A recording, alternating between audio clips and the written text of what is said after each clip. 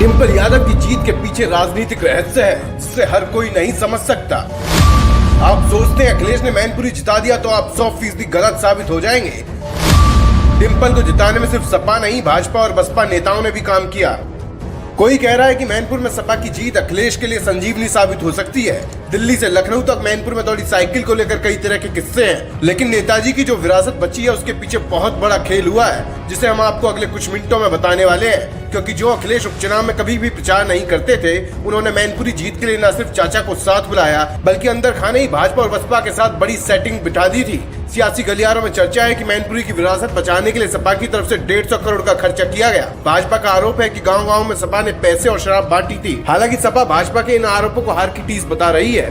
पूरा सच और जीत का राजनीतिक रहस्य हम आपको बताएंगे, लेकिन उससे पहले सपा की जीत का सबसे अहम फैक्टर समझ लीजिए।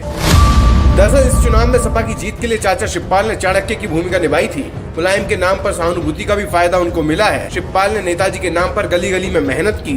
अखिलेश समेत पूरे मैनपुरी परिवार ने पूरी ताकत झोंक दी थी। सपा ने वोट बैंक को बंटने नहीं दिया था और अच्छी रणनीति बनाकर जीत दर्ज की। और इसी रणनीति का हिस्सा था कि बसपा और कांग्रेस ने अपने प्रत्याशी मैदान में नहीं उतारे।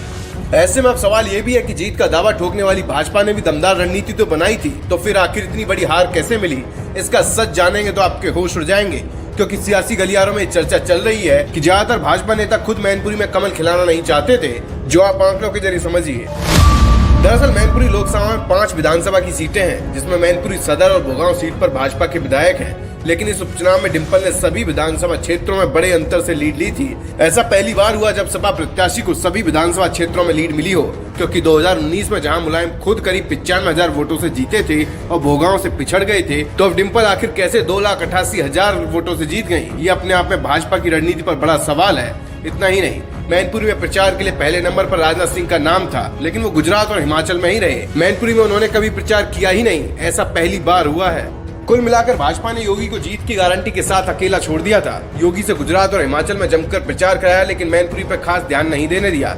इतना ही नहीं, यूपी सरकार में बेशक आपको सब ऑल इज वेल लगता हो, लेकिन अंदर खाने देखे तो योगी की ईमानदारी से खुद पार्टी के नेता और मंत्री तक टेंशन में रहते हैं। भाजपा में प्लानिंग पहले से ही थी कि मैनपुरी में तो हारना तय है। बेशक ये उपचुनाव था, लेकिन फिर भी सीएम योगी ने तीनों सीटों पर 2-2 बार जाकर खुद से प्रचार किया। जब आजमगढ़ और रामपुर में भाजपा ने परचम लहराया तो मैनपुरी में आखिर क्या कमी रह गई थी? इसको लेकर जब हमने जानकारों से बात की तो अलग ही बात सामने आई। जानकारों की माने तो अगर मैनपुरी में भाजपा जीत जाती तो योगी का कद पार्टी में काफी बड़ा हो सकता था, लेकिन पार्टी के बहुत से नेताओं को ये बात बिल्कुल नागवार गुजरती है। वो योगी के बढ़ते कद को हजम कर नहीं कर पाते। हालांकि ये सब अलग अलग जानकारों के विचार हैं, लेकिन आप इस बारे में क्या सोचते हैं कमेंट बॉक्स में जरूर बताएं। क्या वाकई मायावती और खुद भाजपा नेताओं ने मैनपुरी में खेल किया या अखिलेश ने अपने दम पर परचम लहराया? ब्यूरो रिपोर्ट, बोल बेधड़क।